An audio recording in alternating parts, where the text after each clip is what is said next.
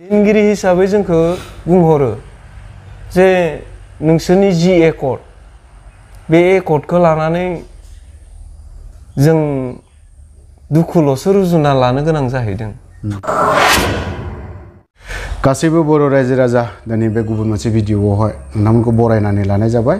आं दंफैयो दिनै NLFB केम्पआव बिथां भाइस प्रेसिडेन्ट बिब'ख' बिथांजों आं दान्दिसे सावरायनो फैदों। आच्छा आंनि चेनेलाव नोंथांखौ बरायनानै लानाय जाबाय। खुलुमबाय। नोंथांनि चेनेलखौ गिबियावनो हामबाय होनदों आरो बे अफ्रि दैमारि चेनेलखौ नायगिरि साफ्रोमनिसिम NLFB आफादनिफ्राय गोजोन हामग्लायनाय बावहरबाय। नोंथांमोननि केम्पआवहाय माबायदि सोलिनानै दं दा बर्थमान? दा बर्थमानथ'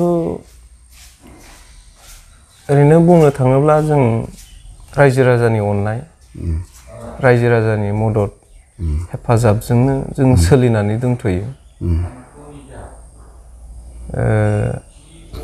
गोबां दुखु दाहानि गेजेरजों दं। अब्लाबो जाथिखौ देरसिन साननानै, हारिखौ देरसिन साननानै दुखु खस्थ'ब्लाबो हारिनि थाखाय खामानि मावनो जेब्लायबो गोसोखौ दाद खालामनानै दङ। बेबायदिनो हारिखौ देरसिन सानना नैबे सनाय केम्पआव जों दासिम सरकारजों सावरायनो होननानै दंफैथ'यो। इन्डिया गभर्नमेन्ट आरो स्टेट गभर्नमेन्ट बिथांमोननिफ्राय सावरायनायनि बेलायाव माबोरै बाहागो लानाय जादों? ओरैनो बुंनो थाङोब्ला जों जुलाइ 22 तारिखआव 2021 जों फैनायनिफ्राय दासिम स्टेट गभर्नमेन्टनिफ्राय ओरैनो फार्स्ट टाइम हिसाबै सावरायलायनाय जादोंमोन आरो बे बेलाया ओरैबायदिमोन जे जोंखौ माब्रै दोननांगौ आरो बबेयाव दोननांगौ बेखिनिखौल'सो सावरायनाय जादोंमोन।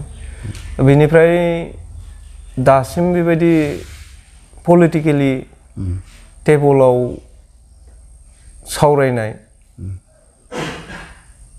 बे स्टेपखौ जों नुहुराखै। जों नारसिनबाय थादों जोंनि मिडिएटरफोरखौ NLFBजों थाबैनो सावरायनायनि प्रसेसखौ नोंथांमोना थाबैनो खालामनांगौ। मानो जोंहा प्रब्लेम दङ। बे प्रब्लेमफोरनि सायाव जोंहा बुंनांगौ गोबां बाथ्रा दङ। बेखाय नोंथांमोना थाबैनो जोंनि प्रब्लेमफोरखौ समाधान खालामनो थाखाय सरकारखौ जेसां हायो एसां नारसिननांगौ। मिडिएटर हिसाबै बेखिनिखौ जों बिथांमोनखौ खावलायबाय थादों। BTC सरकारावहाय दिनैहाय गोदान सरकार फैबाय। बिथांमोननिफ्राय ओरैनो मा मदद मोनफेरदों नोंथांमोना?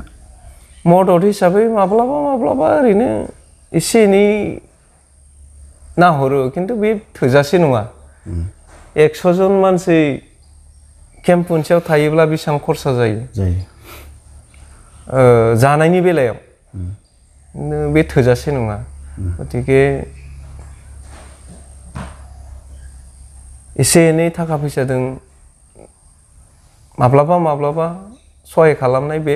ओमफ्राय पलिटिकेलि बिथांमोना जोंजों लोगोसे आवगायफानांगौ बा जोंखौ लांनांगौ, बेखौ जों मोनफेराखै आरो। जोंलाय आसा खालामबाय थायो, सिन्ताबो खालामो जे बर'नि मोनसे फिसाबाबो काउन्सिलाव सरकार दङ। बे सरकारा हायै जेबो गैया। आवगायहोथारनो होनोब्लाथ' बिसोर हायो आरो आवगायहोनो। दा आं बेखौनो बिथांमोनखौ मावजानायखौ लुबैयो जे जोंनि फाफ्लियाव दोननानै सिलाइखौ गावनांगौ आरो बिसोरो। बे बुस्थुखौ बिसोरो खालामाखै। बेथ' जोंनिल' प्रब्लेम नङा नालाय हारिनिनो प्रब्लेम हारिनि प्रब्लेमखौ समाधान खालामनोब्ला सावरायनायानो देरसिन आरो सावरायनायखौ लांनोब्ला जोंनि जिफोर पलिटिकेल लिडारफोर बिसोरबो मावफानांगौ आरो आं मिडियानि गेजेरजों आं बेखौनो बुंबाय थादों जोंहा बर'नि जि गौथुमफोर दङ बे गौथुमफोराबो ज'ज'है नारसिनलायनांगौ आरो दा थांनाय समाव आं तारिखखौ एसेबां गोसोआव गैला दङ आंनाव खिन्थु बै मानासावहा एबसु बर' साहित्य सभा आरो XNDP बिथांमोना जों जेब्ला हाग्रायाव दंमोन जोंखौ खावलायहरदोंमोन जे नोंथांमोना थाबैनो फैनांगौ आरो मा प्रब्लेमनि सायाव सावरायनांगौ बेखाय जों नोंथांमोनखौ खावलायहरदों जे सावरायनो थाखाय आवगायबोनाया मोजां होननानै बिदि बिथांमोननि बे खावलायनाय लेखायै जोङो माखासेखौ जोङो सिन्थाबो खालामदों जुदि हारिया बेखौ लुबैदोंब्ला नायनायबो जागोनदां सावरायजागोनदां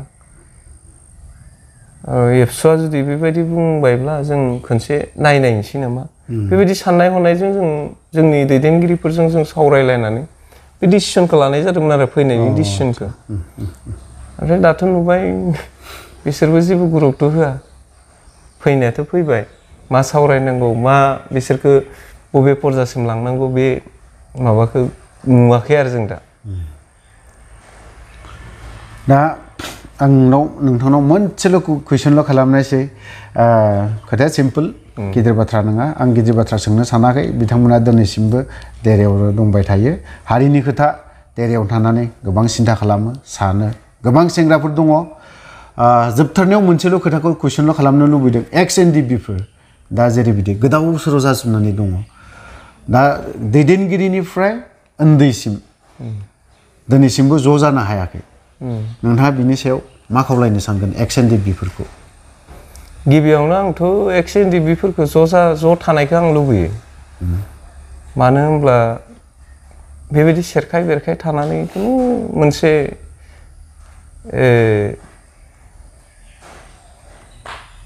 जोंनि जि प्रब्लेम एबा XNDPनि प्रब्लेम बेखौ समाधान खालामनो हाखाया दा होज्रि खावनो होनोब्लाथ' XNDPफोरा ज' थानांगोन दा BTR जि दफाफोर दङ बे दफाफोरखौ जुदि आदाय खालामनोब्ला नों ज' थानानै बाथ्रा बुङाबा नों हारसिंआथ' जेबो खेरायनाय नंखाया खालामा गतिके ज' थाना मावनांगौ आरो बे प्रब्लेमा XNDP होननानै XNDPनि प्रब्लेम नंला समस्त बर' रायजो राजानि प्रब्लेम दायो दिनै नों